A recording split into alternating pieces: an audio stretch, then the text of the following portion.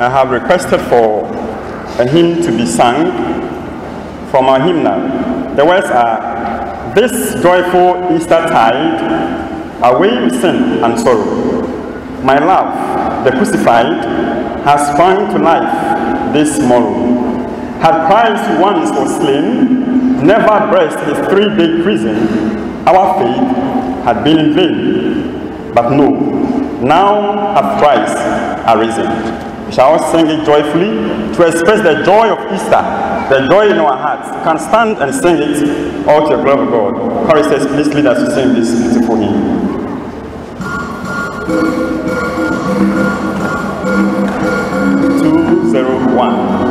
201 of the hymnal.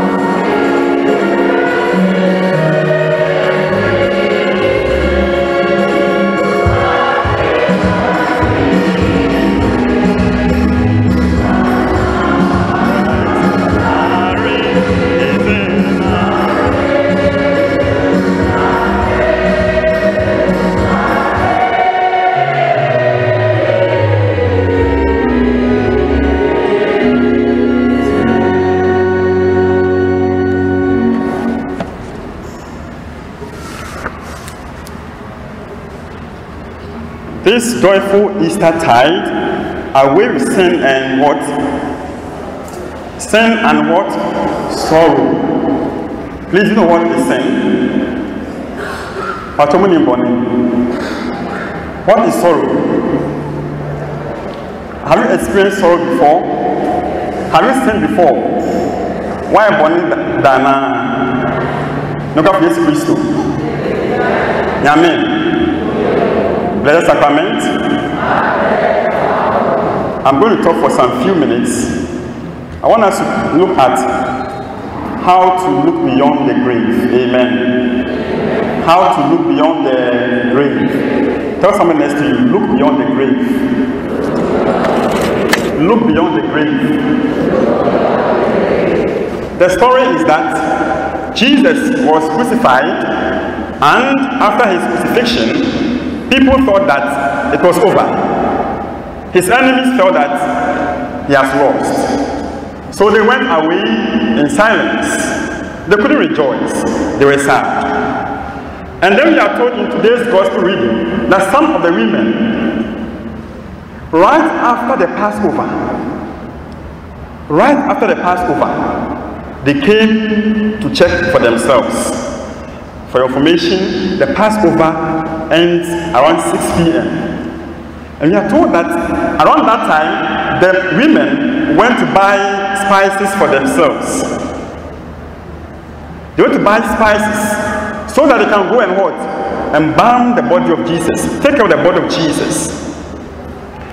That is our first way to look beyond the grave. Take a risk for Jesus. Amen. Tell somebody next to you, take a risk for Jesus. If you want to look beyond the grave, you must take a risk for Jesus. Not for anybody, but for Jesus. At that late hour, after 6 p.m., they decided to go out. Women, they're not men. They were exposing themselves to every insecurity. They didn't care what would happen to them if they should go out in the night to look for spices to buy. But because of love for Jesus, at that late hour in the night, they got up. Mary, let us go and buy spices. And then they took that risk to go and buy the spices. Have you taken a risk for Jesus before? Can you take a risk for Jesus? Look at the way we began this Easter Triduum on Thursday. Then yesterday, then today. Some of us, along the way, we were tempted not to come to church. Some of us wanted to not come to Mass. But for the love of Jesus, you took that risk. And you are here this evening. You are blessed. Amen. If you need to go beyond the grave, look beyond the grave, you have to take that risk for Jesus. The risk will mean that you as a Catholic, you need to say that, God, I'm not going to miss Mass on Sunday for this year 2015. God, I'm going to fast once in a month for you. You are risking for Jesus. God, I want to read my Bible. Have time for you every day of the week. Attend to my Bible. You are risking for Jesus.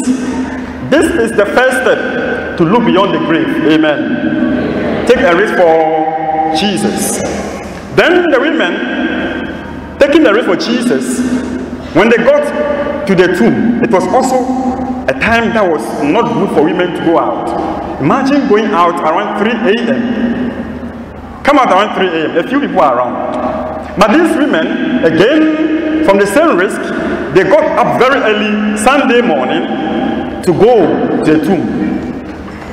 And when they were going there, they knew that they were asking themselves, who would take away that stone from the tomb? They are told that Jesus' tomb was covered with a huge stone because they thought that Jesus would run away or the devil would come and take his body. So they put a huge stone there. And the women also knew that soldiers were guarding the tomb. You know, when somebody dies, do we send soldiers to guard the tomb? Hello? Bless the comment. Have you somebody who has died and then they have buried the person and they have sent soldiers to go and guard where he's buried? Only Jesus, amen. I said only Jesus, amen. Your God has said that when even he's dead, you are guarding him. Is he not good? It's not good. It's not good all the time. God is good. And all the time. God is good. And all the time. Even in death, he was guided. He was being guarded. They were so afraid of him in death. They were afraid of what he can still do in death. Your God is a God beyond the grave. So what happened? They were thinking of what to do, the stone and the soldiers. But they didn't stop going. Though they knew that the obstacle was there, they went on. Number 2, ignore the obstacles. Amen. Ignore the obstacles. Amen. Tell somebody, ignore the obstacles. Ignore the obstacles. These women knew that they had to look for somebody to take away the stone and also to fight the soldiers. They didn't think about how to do that. They just forgot about it. They just imagined, they just told themselves that we don't care there's a stone there. We don't care there are soldiers there. We are going.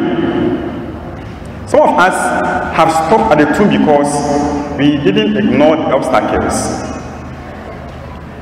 In your marriage life, you may be going through some challenges. And then you thought, my husband will say this, so I'll not make this attempt. Some of us want to bless our marriages. Sometimes the men that prevent you from blessing your marriage. And so you say, oh, if I tell you, you will say no, so I'll not make that attempt. So those of us who are in school, some of us, sometimes, we are thinking of going to run exams, and the fear alone makes you think that you will fail. You have to ignore that obstacle. Amen. Some of us, we are looking for stability in life, in terms of marriage, in terms of good, stable job. And then the obstacle comes. Oh, I have written 5 applications already. Oh, last year I was looking to get married. So this year, let me give up. Ignore that obstacle. Amen. If you need to go beyond the grave is where we fall short. The grave is our downfall. You need to ignore the obstacle that comes your way. Amen. The third one, when they had number one, they had taken the risk, they had ignored the obstacle, and when they got there, they realized that God had already taken away the stone. God had already taken away the soldiers. Believe and trust. Amen. Tell somebody, believe and trust. Believe and trust. If they had stayed away, if the women didn't go to the tomb because they were afraid or were thinking who would take away the stone, or were thinking who would take over the soldiers, they may have lost that encounter of the empty tomb. But when they got there, they are told that when they got there, the stone, their problem, their obstacle was removed. When you take that risk, God will remove every obstacle before you get there. Amen. When you take that risk, God will make sure that whoever is a soldier preventing you from rising, God will take care of that person for you. Amen. The soldiers wanted to prevent Jesus from rising from the dead, but they couldn't. Some of us, some people have planned. Some people are interested that we shall not rise from where we are. And they become like soldiers guarding our tombs, that we shall not get up. But Jesus, God, who took care of the soldiers at Jesus' tomb, to take care of all the soldiers for you. Amen. I'm coming back to the hymn we started with. This joyful Eastertide, away with sin and sorrow. The next step in looking beyond the grave is to do away with sin and sorrow. Amen. Tell somebody, away with sin and sorrow. Away with sin and sorrow. We have not looked beyond the grave because some of us, we are still back to our sins. We glory in our sins. We don't make the effort to overcome our sins. But it says, away with what? Sin and sorrow. Some of us, we are not making the progress because we are thinking of the mistakes we have made in our past, our sorrow. The person who was helping us that has died. My wife, my husband have lost. My father who is no more there. The sorrow is still being carried on this time. You must do away with sin and sorrow. Some of us, we need to do away with impatience. You need to do away with what? Backbiting. Some of us, we need to do away with pain and hurt in our lives. And those of us who can't forgive, away with forgiveness, unforgiveness.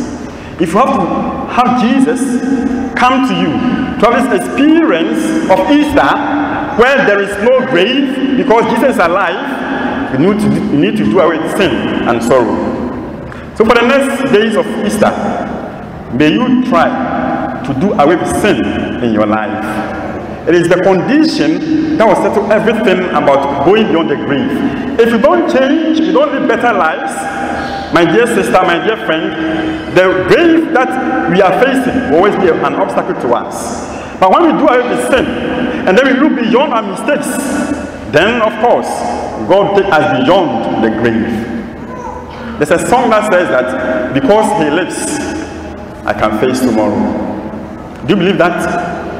Because Jesus lives, you can face tomorrow. Amen. May Jesus, who is alive and active, may He make you see tomorrow. Amen.